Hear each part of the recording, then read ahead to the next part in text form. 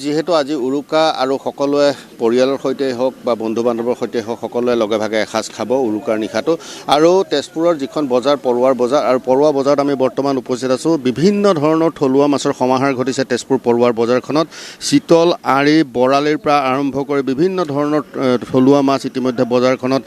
উপলব্ধ হৈছে কিন্তু আমি দেখুৱাব বিচাৰিছোঁ এটা আটাইতকৈ যিটো ডাঙৰ মাছ এইটোৱে হৈছে আটাইতকৈ ডাঙৰ মাছ এইটো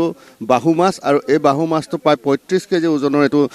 আটাইতকৈ ডাঙৰ মাছ এই বজাৰখনৰ আটাইতকৈ ডাঙৰ মাছ এইটো হৈছে প্ৰায় ৩৫ কেজি ওজনৰ আৰু ইতিমধ্যে বিভিন্ন প্ৰান্তৰ পৰা গ্ৰাহকসকল আহিছে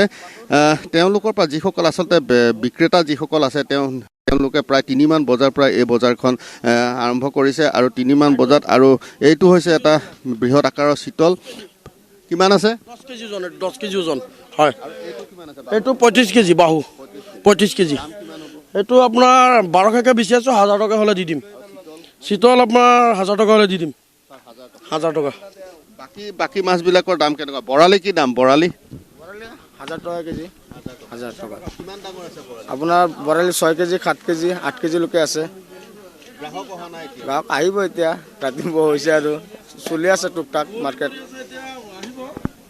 সেয়া দেখুৱাইছোঁ যে তেজপুৰৰ বজাৰৰ আটাইতকৈ ডাঙৰ মাছটো এইটো ৩৫ কেজি ওজনৰ ভকুৱা আৰু এই ভকুৱা মাছটো কোনে ক্ৰয় কৰে সেইটো লক্ষণীয় হ'ব আৰু বিভিন্ন ধৰণৰ থলুৱা মাছ আচলতে তেজপুৰৰ সমীপত যিসমূহ ফিচাৰী আছে সেই ফিচাৰী বিভিন্ন ফিচাৰীৰ পৰা অনা এইসমূহ মাছ শিলঘৰীয়া মাছৰ লগতে ভকুৱা মাছ বৰালি মাছ অন্যান্য যে চিতল মাছ আচলতে উৰুকাৰ বজাৰত যথেষ্ট সংখ্যক চিতল মাছৰ বজাৰখনত দেখা যায় এইবাৰো কোনো ব্যতিক্ৰম হোৱা নাই আৰু এটা আমি দেখুৱাবলৈ চেষ্টা কৰিম ইয়াত যি বৰালি আচলতে আটাইতকৈ ডাঙৰ বৰালি হয়তো তেজপুৰ বজাৰখনত এইটোৱে হ'ব এইটো অকণ দাঙি দিলে সুবিধা হয় এইটো আটাইতকৈ ডাঙৰ বৰালি মাছ ইয়াতকৈ ডাঙৰ বৰালি মাছ তেজপুৰৰ বজাৰলৈ অহা নাই কিমান 12-14 কেজিমান হ'বনে 14 কেজি অঁ এইটো দাম 650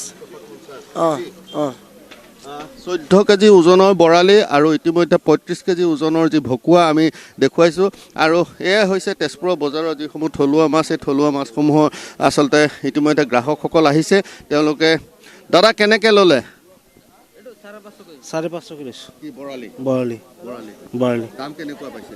দাম মোটামুটি ঠিকে আছে একেলগে খাব নে বন্ধু নাই বন্ধু আছে লগৰ কেইটা একেলগে আহিছোঁ একেলগে এসাঁজ বনাই খাম নগাঁও ক'ৰ পৰা আহিছে নগাঁৱৰ পৰা আহিছোঁ ইয়াত অঁ নগাঁৱত মাছ নাই আছে আমি ইয়াত মানে নাইট খেলিব গৈছিলোঁ পিছত চালোঁ ইয়াত মানে বজাৰ বহে ধুনীয়া এটা তাতে আমাৰ দাদা ক'লে ইয়াত ক'লে ডাঙৰ ডাঙৰ মাছ পোৱা যায় চ' আহিলোঁ ক্ৰিকেট খেল আছিলে খেলিব গৈছিলোঁ নাইট খেলি মানে আহোঁতে ভাবিছোঁ মাছ এটা লৈ যাওঁ চবেই একেলগে মিলি এসাঁজ খাম ধন্যবাদ জনাইছোঁ আৰু উৰুকাৰ শুভেচ্ছা জনাইছোঁ ভোগালী বিহুৰ শুভেচ্ছা জনাইছোঁ আৰু এয়া হৈছে তেজপুৰৰ বজাৰ আৰু ইতিমধ্যে বিভিন্ন প্ৰান্তৰ আমি দেখুৱাইছোঁ যে গ্ৰাহকসকল আহিছে আৰু এইটো হৈছে আৰি যথেষ্ট ডাঙৰ আৰি এটা সিফালে আছে প্ৰায় 18 কেজি ওজনৰ আৰি আৰু আমি দেখুৱালোঁ যে তেজপুৰৰ এই যিখন বজাৰ আচলতে প্ৰতি বছৰে উৰুকাৰ এইখনেই বৃহৎ বজাৰ হয় মাছৰ আৰু এই মাছৰ বজাৰখনত ইতিমধ্যে যিসকল বিক্ৰেতাসকলে 3 মান বজাৰ পৰা এই বজাৰখন মুকলি কৰে আৰু আজিও ব্যতিক্ৰম হোৱা নাই ইতিমধ্যে শিলঘৰীয়া কেনেকৈ দৰ 1000 চলি আছে 1800 কাটি 1200 চলি আছে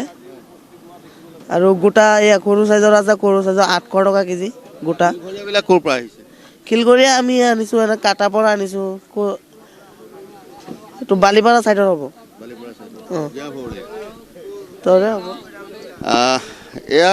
ইতিমধ্যে কৈছে যে শিলঘৰীয়া